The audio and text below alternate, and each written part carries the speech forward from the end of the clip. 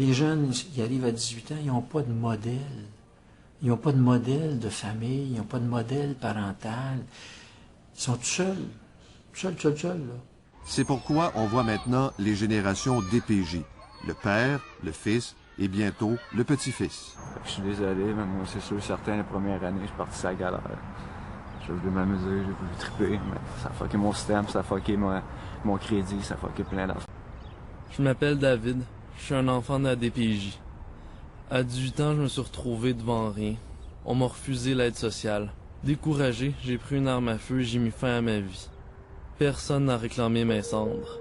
Dans ce cimetière, je ne suis qu'un numéro sur une plaque. La vie me tue, j'ai peine à comprendre ma peine.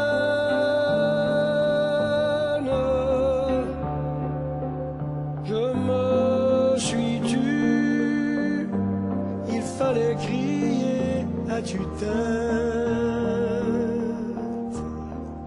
L'innocence. J'aurais aimé être appréciée sans pitié.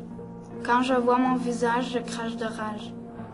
En centre d'accueil, on m'accueille, mais au fond, je suis malheureuse. On dit qu'on m'aime, mais ce n'est pas la peine.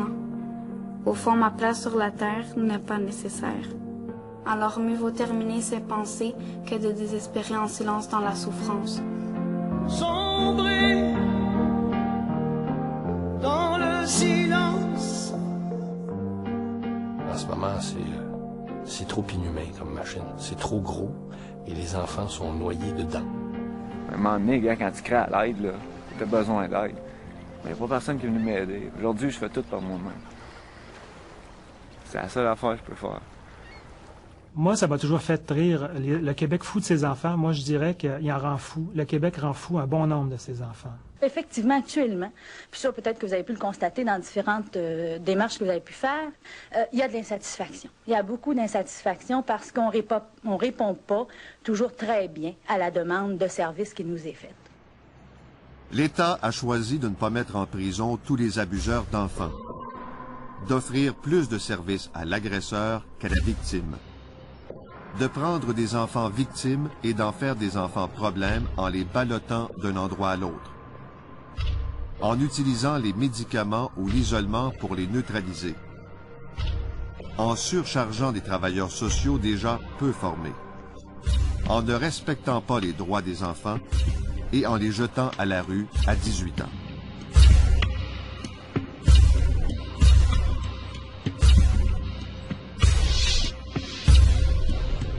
Tout ça par une machine bureaucratique qui coûte des centaines de millions.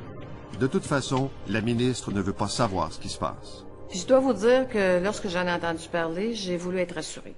Elle veut être rassurée, se faire dire que tout va bien, ce que les bureaucrates feront avec plaisir. Il me semble que j'ai tout vu. Il me semble que je pense toujours que j'ai tout vu. Puis il y a toujours quelque chose encore. Je pense toujours que j'ai tout vu. Mais c'est pas vrai qu'on a tout vu. C'est pas vrai qu'on a tout vu. Il y a toujours pire. Je pense que tous les systèmes sont coupables, pas juste la DPJ. Et que la société a à réagir à un type de situation comme ça. Le docteur Gilles Julien n'est pas très bien vu par le système. La DPJ le considère comme un concurrent ou un adversaire. Il vit avec les enfants et leurs parents dans le quartier Hochelaga-Maisonneuve. L'énergie que nous transmet les enfants pendant la journée est extraordinaire et il nous donne l'énergie pour continuer à les défendre et à s'assurer qu'ils ont une trajectoire idéale. Ce qu'on veut ici, c'est le meilleur des mondes pour nos enfants. On travaille avec leur force, on travaille avec leur capital, on travaille avec leur talent. On essaie de faire en sorte qu'ils soient fiers puis que leurs parents en soient fiers. Et ça, c'est la meilleure prévention contre la négligence, les abus et autres. Moi, je viens des milieux aisés, où la marde était pognée, mais en même temps, j'ai eu un père très raide, qui était capable de violence, qui était pas un agressif chronique, mais capable de perdre des pédales, et en même temps qui m'a donné des armes incroyables, m'a montré, quand t'as un grand trou dans toi, comment aménager ton trou. Il m'a montré des trucs comme ça. Puis tu sais, je suis devenu quelqu'un d'assez créatif pour survivre puis me rendre heureux. Moi, j'ai pas de pensée politique, mais j'espère vraiment pouvoir imprimer une pensée pour la famille comme point d'ancrage important, comme valeur traditionnelle qui m'a été transmise par ma grand-mère Simone, par mes parents, et j'espère pouvoir le faire avec les enfants que je soigne puis les familles que je rencontre. Pour moi, les familles, c'est le pôle le plus important d'une société. Moi, j'ai comme pas de frère, j'ai pas de sœur, dans le fond. J'ai pas connu la relation frère et sœur, ni frère et frère. Tu sais, mon frère, je l'ai connu comme un petit gars d'à côté qui mangeait des volets comme moi, dans le fond. Pas comme mon frère. Moi, je vois pas de famille là, dans ma vie à moi. Là. Mon arbre, c'est un grand fouet avec mon nom en haut. Là. C'est tout, là.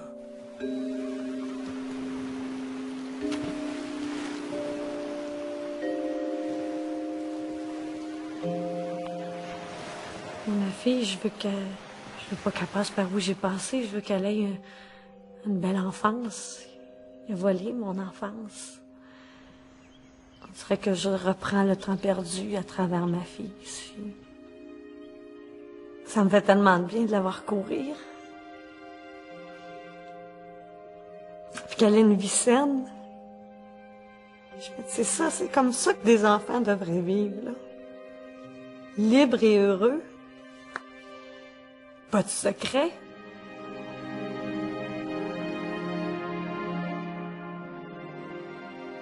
Je prends soin maintenant de la petite Nathalie. Parce que je pense qu'on va toujours être des enfants. Même quand on va avoir 80 ans, je pense qu'on